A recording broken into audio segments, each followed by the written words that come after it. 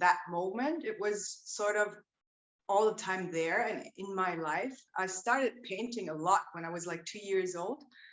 And my mom is a painter, my grandma is a painter. They didn't do it professionally, but they had it as a hobby. So I sort of grew up in the studio with the colors all around me. So there was not that moment deciding, so now I'm going to become an artist. I'm in, it's a small town. It's called Neu-Isenburg. It's 5 minutes away from Frankfurt, Germany. Frankfurt am Main, Germany. And it's very central, in the central Germany. Awesome. So how long have you been painting or creating professionally? Making a living out of it since about plus or minus like full time, maybe like 13 years, 12, 13 years.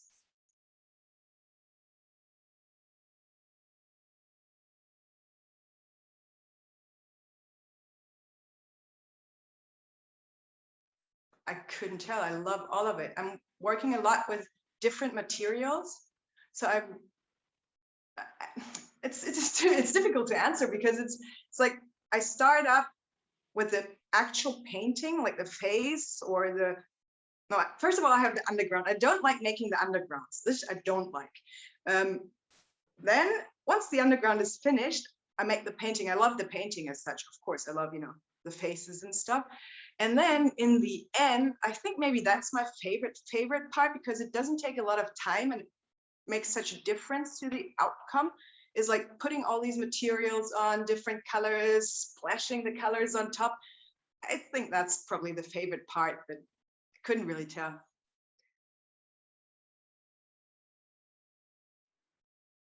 Well, to me personally, it means just being free and doing something that you appreciate, that you have a passion for, that makes you feel good, and in the end maybe makes someone else feel good too. That is like awesome. But basically it's about how you want to express whatever you want to express. Either it's the actual the content of the painting, or it's the materials, the colors, working with it. To me, this is already it, and then you love it or you don't love it. And there's, for me personally, I know that there's a lot of people talking a lot of things about art and they know so much more and stuff, but for me, it doesn't really matter. I think the process of making something with your hands and your heart, that's what it's for me. The process is such an amazing thing for your soul, for your well-being, and it's a way to express. So the process is the most important part and the one that you should enjoy the most. The results vary, correct? Sometimes we're happy with the results, sometimes we're not. Yeah, there is no right or wrong. I mean, there's absolutely nothing you can do wrong when making art, which is beautiful because you can't make mistakes. Even if you make mistakes, you can turn the mistake into something special. So this is like probably one of the only things in life you can do without ever being able to make a mistake. And that's probably why it makes you feel so good, because it's just enjoy it. Absolutely, I agree. First of all, I don't paint every day because I make a living out of it. This means I am a full-time artist. I don't have other incomes other than my art, which means that it's not even 50% of the time actually painting and creating. 50% of the time is everything that goes along with it, like keeping your website up to date, doing your social media, doing your sales, doing exhibitions, logistics, and so on. So, but getting back to the actual painting job, I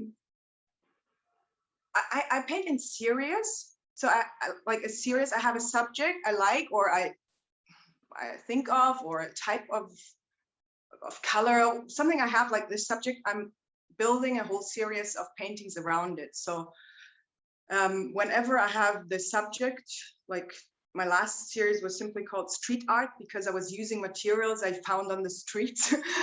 But I like had other series like called facade, like this facade of people, how they think and how they show themselves.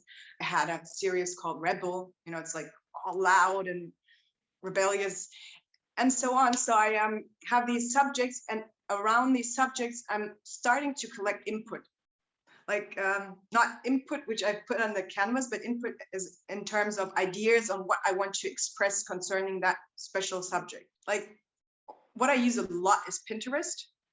I like make all these boards and I put everything in there, just like a brainstorming thing. You know, it's like, for instance, having the subject rebel, I would put quotes, I would put photographies, everything that I think is within this creative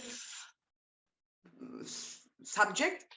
And then when starting the paintings, I already sort of like know which direction I want to go. Like, do I want to go bright colors? Do I want to use dark colors, light colors? Do I want it to be more elegant or more, you know, rough? Or so, and then I just start and it just happens.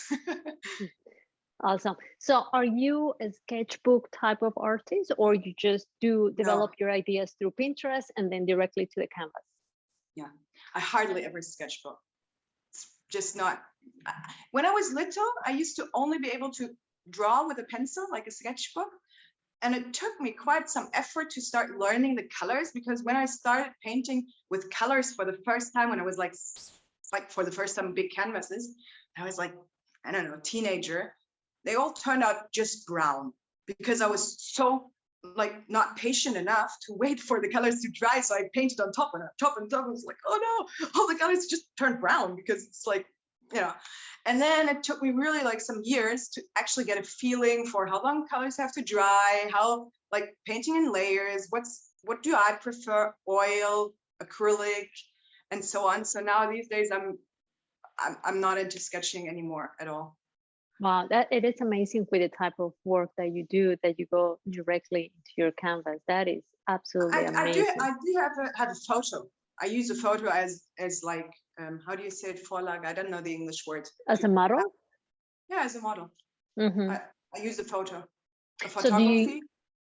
So you do photography of a model, and then from there you go to your you just take the pictures that you enjoy. I just take pictures of whatever, like something I like, someone I like, prominent people, myself sometimes if there's no one around in the pose I want, and then I modify them on the computer. I change them completely around, so there's nothing left of the original photo. So I change the eye colors, the face expressions and everything, and then I use this photo. So it's made up people.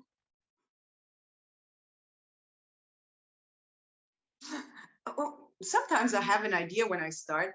Most of the times actually it just happens. And because it's really frustrating if I have an idea, like for instance, I love light colors, like white and all, you know, like calm and stuff. I can never do it.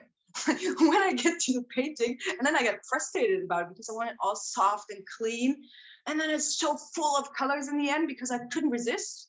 So I don't really bother. I don't even start to try to make up an idea before I start. It just happens. Whatever happens, happens. I mean, so except if I have like commissioned works, you know, it's like I have to do what I said I will do.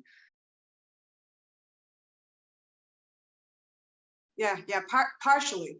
It's like I do now, after like having worked as an artist full time for 13 years, I do know where I want to go, sort of.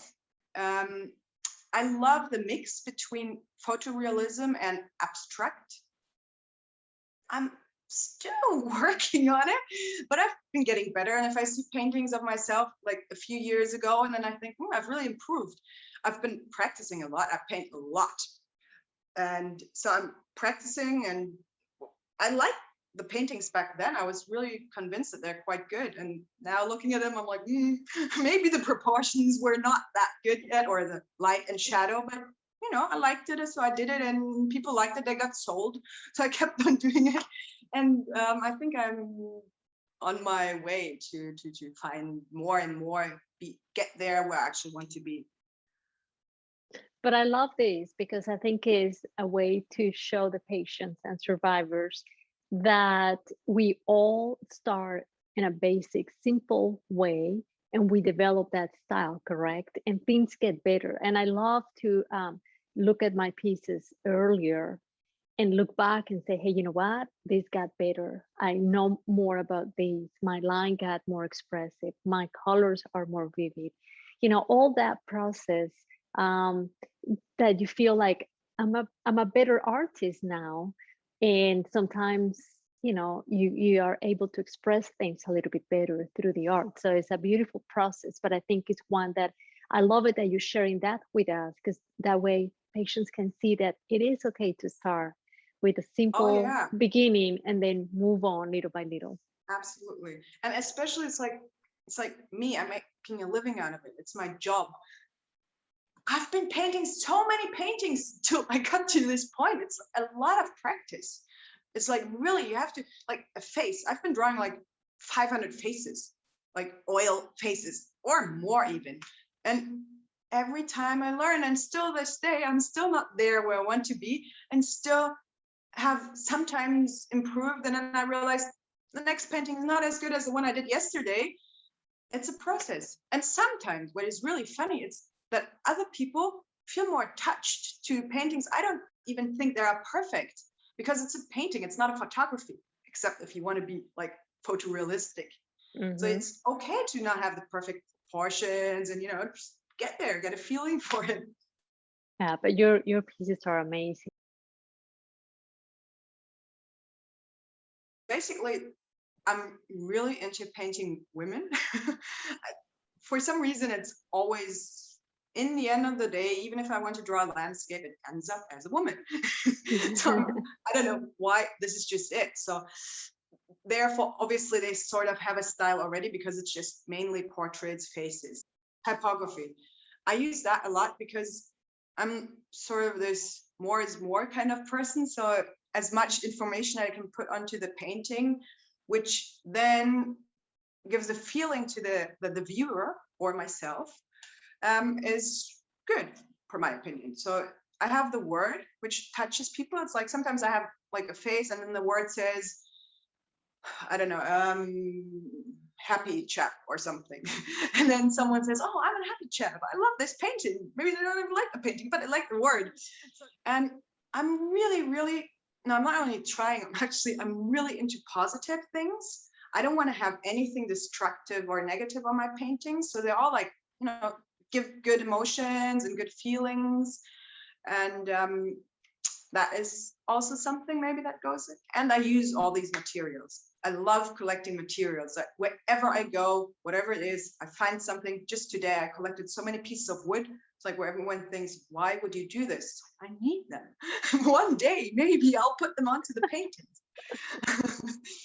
Yeah, and then you end up with a million things around your studio. Oh yeah, because I'm that way. And then I'm like, years later, I'm like, I haven't used that. Maybe, perhaps, it comes, but it sometimes usually comes to that moment where you feel like, oh, that piece is going to go in this. So yeah, it's really bad if you don't find them anymore. It's like if you have so many and yeah. What I have discovered talking to all these amazing artists is that we all have a lot of things that we do in common. Not, we all try to collect a lot of things. We try to look around. And it's funny because my husband is always like, thinking, oh, you have too many things around the studio. Why do you have to keep these? And why? And I'm like, because someday I will use it. Because maybe, and I find that that's like almost every artist is like that. So it's like awesome to see the stories. So let's talk about the media, because I think it will be nice for the patients to know that you do not only concentrate on one type of, let's say, acrylic or oils. You do mix media. And basically, I've been trying out since the last 20 years all types of medias, because I had to get a feeling for it. And now at this point, I'm starting off with the underground. I'm using a wooden underground for the painting. You can hear it, it's wood. Okay, so you don't use canvas, you use wood. Currently not. Maybe it might change, but since I'm using so many materials to stick it on, I prefer having a stable underground. So I have the wood. I have someone actually making the frames and the backgrounds for me, so that I can just start with, putting the underground. The underground could be anything. It could be newspapers, it could be books, like this one behind me. It's like, you can't really see it. It's behind it, it's a book I found. It's a book from like 1800 something. So it has its own story. And on top of it, this is a zari. You know zari, like the Indian dresses? So it could be anything, the underground. So once you have the underground, or I have the underground, then I sketch onto this underground the proportions or the idea of the face, which I always paint faces or bodies sometimes. And then I paint with acrylics. I do the basic work with acrylics. And then once the acrylics has dried, and I do the details with oil, like the eyes or lips, nose, and some facial parts. I use it with oil. And then sometimes I get impatient and I start going back to the acrylics and the colors won't stick. This happens sometimes, but that's basically the sequence. You have the underground, you have the acrylics, no, you have the sketch, you have the acrylics, you have the oil. And then after everything is finished, then again, I do whatever I think the painting needs. So I can use spray colors or stick some additional things onto them, fabric, canvases, whatever I find I want. And then I put the furnace on top, and that's it. I actually do. I have, she's American. It's her name is Ashley Longshore. She is so much fun. Because she's just so much fun, and she's not taking it serious, and she's just having a good time, or at least that's how her marketing is expressed. I don't know her personally, and this I really like. This I really admire, and she's like, you know, she's self-made artist. She's not working with galleries. She just gets the job done. She paints a lot. Basically, all of my paintings sort of come out of my heart, and because I want to express something that special moment. But this basically is the mother with a child and the endless love. And this painting I've painted, I was inspired by a friend. She has lost her child, like not in death, but losing it in court. And I have this writing here. It's powerful, not because you were not scared, but because you went on so strongly despite the fear. And this really touched me because she fought, or is still fighting like a lion for her child. And this is the way I just wanted to give her some good feelings, and also myself, like calming myself down for such a thing which was not supposed to happen. So this is my beautiful mother and child painting, and I have this little blonde child because I have 3 children and 2 of them are blonde. So which you wouldn't think probably, but so I had to. This is how a mother, per my opinion, holds her child, like when she feels really like, you know, she wants to cuddle and, you know, fighting for it. This is when I've just started, for instance, and this is like was meant to be, it's just started. It's only like the sketching phase. This is supposed to become like a vision board for myself. Like, you know, you're having this yoga person in the middle, like meditating, relaxing. And then I want to put all these, it's not there yet, obviously. I want to put all these things. But this is great because they can see the process of your pieces. Yeah, so what else do we have? We have the big one here. That is amazing. So that's the one that we have seen in the background. Tell us a little bit about it. And plus, it's a huge piece. It's just like really big. It's 2 meters times 3 meters height. Gorgeous. Actually, I have all this stuff in. What is the message on that one? What is the subject? This one is called Beautiful, as in beautiful with, here you see it? Yep. Be okay. And be yourself. And this is out of the Beautiful series. I had a whole series about this subject. It's just like, you know, being beautiful within yourself. So this lady obviously had to be like especially beautiful, and all the flowers and everything. There's a texture, there's colors, but there's a softness. Yeah, you can see the texture, like, you know, it's like you have here, you have the gold, you have all these little applications, and then here more applications, and here even you have like, see this? Oh wow! I just actually cleaned this up. This is like the best it can ever get. It looks pretty awesome. So this is all my, you know, all the fabrics I have. I collect everything, and I get it sent by people, you know, they're like, oh, I want to throw away this fabric. Do you need it? I'm like, yes, of course I need it. And, you know, awesome. Like old pillows and skirts, everything. So So anything already, really can be part of your pieces of art, and that's something else for the patients maybe to keep in mind. Anything can be one element of that piece of art that they want to develop. So how many pieces do you work at the same time? actually quite a lot because oh, actually I could show you that one. Let me just, so this one is like the background prepared, no painting on it yet. You Uh-huh. see it? Yep. All the things, that's how they start. And then the painting comes on top. So Beautiful. because they all have to dry in layers, especially the oil paint,